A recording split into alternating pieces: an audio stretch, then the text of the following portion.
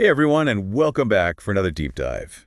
If you're prepping for the UPSC, current events are like the bread and butter of your prep.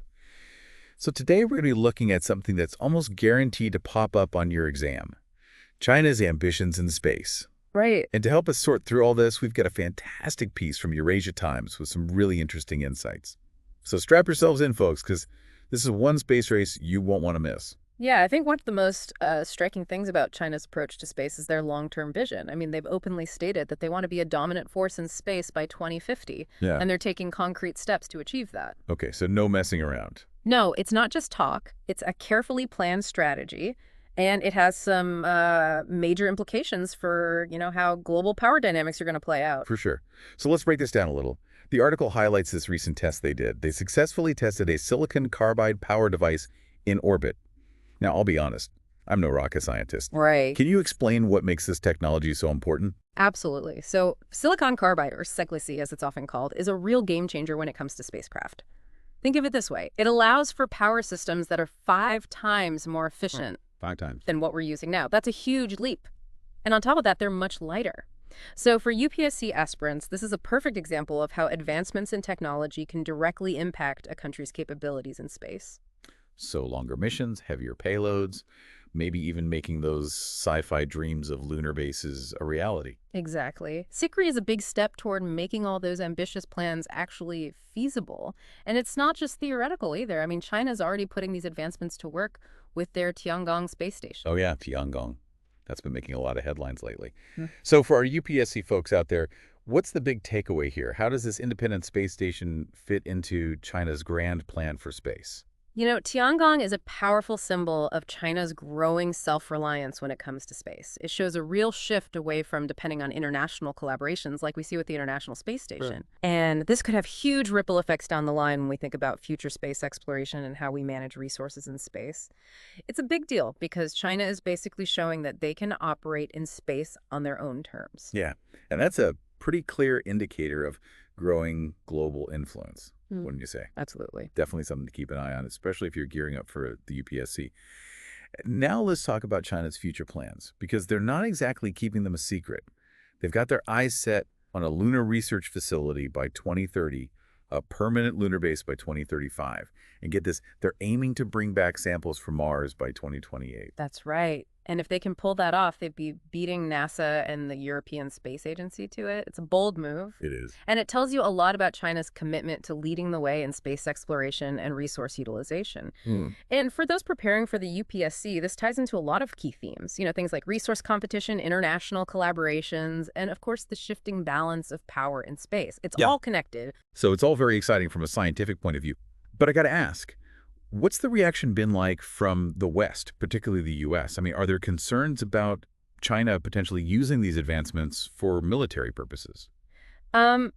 Yeah, there definitely are concerns, and honestly, they're not entirely unfounded. While China has repeatedly said that their space program is purely for peaceful purposes, the development of certain technologies has definitely raised some eyebrows. We're talking about things like anti-satellite weapons, ASATs for short, Right. satellite targeting systems, and hypersonic glide vehicles. These are all capabilities that could potentially be used for military purposes in space. So it's like a double-edged sword. Mm. Amazing scientific progress on one hand, but the potential for militarization on the other.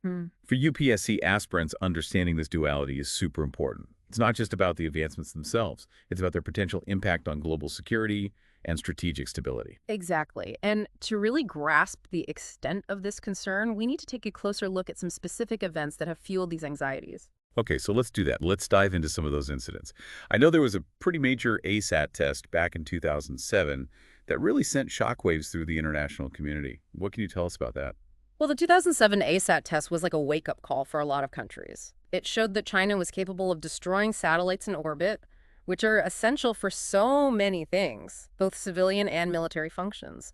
It raised a lot of questions about what China's true intentions were in space, and it really sparked fears of a potential arms race. So just one event like that can really change the whole conversation around space security. What are some other incidents that have kept this concern so prominent? There have been a few. In 2022, there was this incident where a Chinese satellite was observed grabbing and maneuvering another satellite into a completely different orbit. Wow. This showed they have the capability to potentially disable or even destroy other countries' satellites.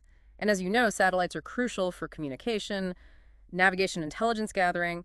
Disrupting or destroying them could have some serious consequences. It really makes you think about what the rules are in space.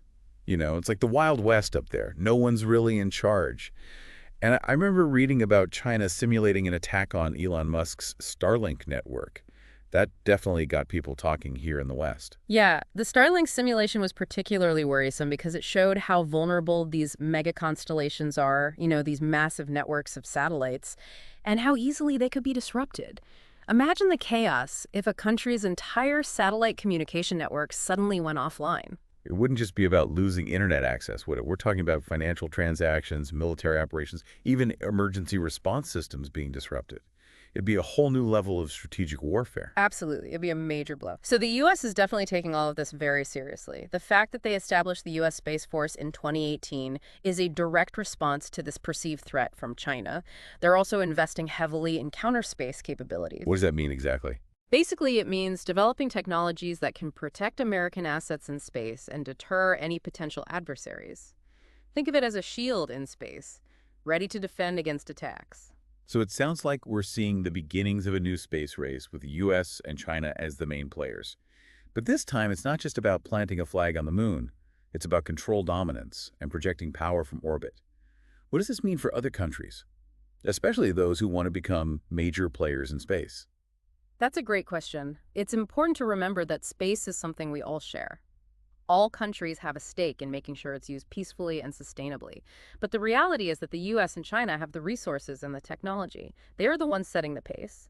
So for aspiring space powers like India, this presents a unique set of challenges and opportunities. Challenges in the sense that they need to catch up technologically and strategically, but opportunities in that they can leverage their own strengths and partnerships to find their own place in space. Exactly. And this is something that UPSC aspirants should really pay attention to, analyzing how the global space race is evolving, the roles that major players like the US, China, and India are playing. It's crucial for understanding the geopolitical landscape of the 21st century. It's a complex landscape for sure, and one that's constantly changing. But let's shift gears for a minute and talk about the economic side of China's space program. The Eurasia Times article mentions that China is aiming to grab a big chunk of the future space economy. What exactly does that involve? Well, space is becoming more and more commercialized. You see private companies launching satellites, offering space tourism, even looking into asteroid mining. China sees this as a huge economic opportunity, and they're investing a lot in developing the technologies and infrastructure that will allow them to compete in this new market. So it's not just about national pride or military might, it's about economic competition in a whole new frontier. This brings us to a question that's really relevant for UPSC aspirants. How does China's political system, which is very different from the U.S., influence its approach to space? China's centralized top-down approach gives them a certain advantage when it comes to executing these big, ambitious, long-term projects like a space program. They can mobilize resources and direct investments with a level of efficiency that's hard to match in more democratic systems. This has allowed them to make really rapid progress in a relatively short amount of time. It's a reminder that understanding the connection between political systems and technological advancements is essential for analyzing international relations and global power dynamics, which is something UPSC examiners love to test. They're looking for candidates who can see the bigger picture, analyze different perspectives, and draw well-informed conclusions. Absolutely. And as we delve deeper into China's space ambitions, it's important to keep this broader context in mind. It's not just about rockets and satellites, it's about the complex interplay of politics, economics, technology, and global aspirations. Speaking of complex interplay, we can't ignore this crucial aspect of China's space program that has sparked so much debate: the potential for militarization. While China keeps saying their efforts are peaceful, the development of certain technologies like those ASAT capabilities we talked about earlier has raised some serious red flags. How do we reconcile these seemingly contradictory positions? That's the million-dollar question, isn't it? There's a very real risk of an arms race happening in space as countries develop more and more advanced weapon systems and countermeasures. But at the same time, there's a growing understanding that cooperation is absolutely essential for the sustainable use of space. It's a tough balancing act. It is. It's that classic tension between cooperation and competition playing out on a cosmic scale. Yeah. And for our UPSC listeners, this raises some important questions. What are the possible scenarios for the future of space? Will it be a place of peaceful collaboration or a battleground for global supremacy? Well, there are a few different scenarios that UPSC aspirants should think about. One possibility is that the US and China find a way to manage their rivalry, and set some ground rules for how things are done in space. So kind of like a space detente. Could we see arms control agreements, confidence-building measures, maybe even the joint missions? That would be a big win for international cooperation. Exactly. But there's also the other side of the coin. If tensions keep rising, we could see space becoming more fragmented. Different countries and blocs could establish their own spheres of influence and maybe even end up in conflict. That's a much more pessimistic view. Are there any historical parallels that could help us understand how this might unfold? I'm thinking of something like the Cold War rivalry between the US and the Soviet Union. Yeah, the Cold War is an interesting comparison. Both sides built up huge nuclear arsenals, but they managed to avoid direct conflict. They used a mix of deterrence, diplomacy, and arms control. There might be some valuable lessons we can learn from that period. But space is a whole different ballgame. There are no clear boundaries, and the potential for destruction is massive. A conflict in space could have catastrophic consequences for everyone on Earth. It's a high-stakes game with no margin for error. You're absolutely right. And that's why it's so important for UPSC aspirants to really grasp these complexities. The future of space is uncertain, but one thing's for sure. It's going to be a major factor in shaping the 21st century. Let's go back to the source material for a sec. Yeah. The Eurasia Times article points to several key events that highlight the growing worries about the militarization of space. We talked about the 2007 ASAT test and the 2022 satellite maneuvering incident. But what about the simulation targeting Elon Musk's Starlink network? What makes that so significant? The Starlink simulation was a real turning point because it showed that China could disrupt a mega constellation. These networks with hundreds or even thousands of satellites. Right. These constellations are becoming more and more vital for communication, navigation, and data transfer. Disrupting them could cripple a country's infrastructure and have a devastating impact on its economy and security. So it's not just about taking out individual satellites anymore. It's about targeting entire networks and systems, basically paralyzing a country's technological capabilities. It's almost like attacking the nervous system of a modern nation. Exactly. And for UPSC aspirants, this highlights how important it is to understand these new technologies and how they could be used for military purposes. It's about analyzing how these technologies can shift the balance of power and create new vulnerabilities. It's a lot to take in. Yeah. But understanding these nuances is what separates those who just know the facts from those who can really analyze and interpret them. And that's what the UPSC is all about. They want candidates who can think critically, connect the dots, and offer insightful perspectives on these complex global issues. Absolutely. And as we wrap up our deep dive into China's space ambitions, I want to encourage all our UPSC aspirants to stay informed, stay curious, and keep asking those tough questions. The more you engage with these issues, the better prepared you'll be to face the challenges and opportunities of the 21st century. Couldn't have said it better myself. Yeah. And a huge thank you to Eurasia Times for giving us the material for this fascinating deep dive. And for all our listeners out there, don't forget to like and subscribe for more in-depth analyses of crucial current events. If you've got any burning questions or just want to share your thoughts, leave a comment below.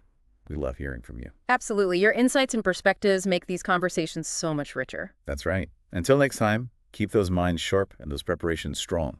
We'll catch you in the next deep dive.